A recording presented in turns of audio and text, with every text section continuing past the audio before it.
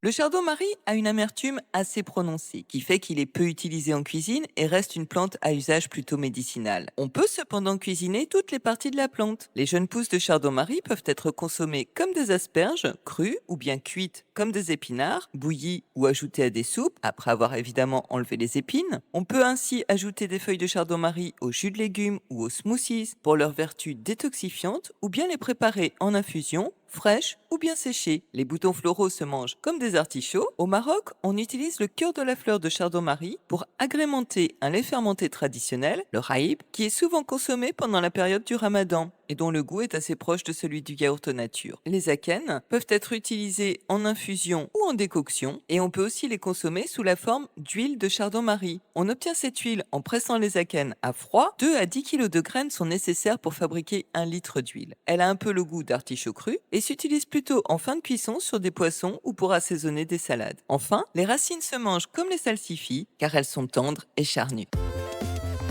Les jeunes feuilles doivent être récoltées tôt, au printemps, avant qu'elles ne deviennent trop coriaces. On récolte les capitules, les boutons floraux en été, lorsqu'ils sont semi-épanouis. Les akènes, eux, se récoltent lorsque les inflorescences sont brunes et sèches et qu'ils commencent à se détacher d'eux-mêmes, généralement à la fin de l'été ou au début de l'automne. On récolte les têtes entières, puis on les met à sécher et une fois secs, les akènes se détachent facilement. On pourra ensuite les utiliser en infusion, en décoction ou sous forme de poudre. Les racines, elles, sont récoltées en automne. Au jardin, le chardon-marie est cultivé comme plante ornementale pour ses fleurs violettes.